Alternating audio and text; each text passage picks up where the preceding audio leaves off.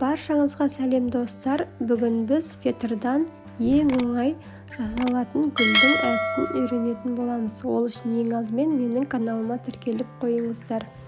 Қағаз бен ручка алып, қағазға осылай айналдыра шеңбер сызамыз, және сол шеңбер сызықтың жиегіне осындай гүлдің күлтежелеріне ұқсас толқындар жүргізіп шығатын боламыз. Дәл осыны қиып алып, міне осылай қиып аламыз. Соны кез келген өзіңізге ұнаған түсті фетрға осылай бастырып алатын боламыз.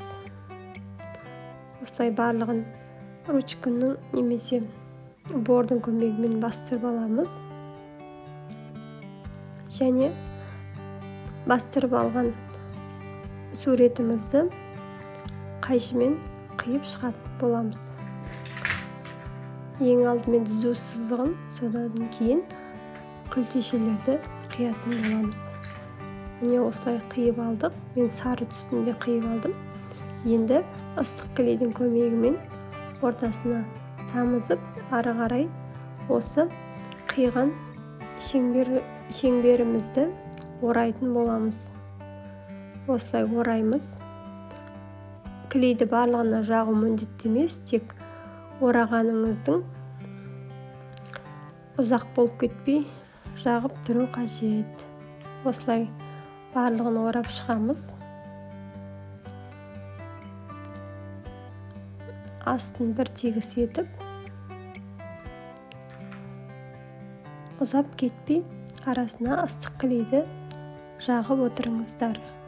Осылай жағып орап, осындай бізде әдемі гүл шықты. Енді бұны кез келген затқа пайдалансаңыздар болады. Мен кішкене жасылдан жапырақ салып, резинка жасап тастайын дедім. Осылай резинканың түбіне ыстық клей арқылы жабыстыратын боламыз. Келесі гүлден мен невидимкаға жабыстыратын боламын. Негізі өз қалауларыңызша гүлді жасап, невидимка, резинка немесе оформлениеге пайдалансаңыздар болады. Кез келген размерде жасап алсаңыздар болады. Міне бізге осындай әдемі резинка дайын болды. Назарларыңызға көп рахмет. Видеом ұнаса лайк басып, комментарий қалдырып қойыңыздар.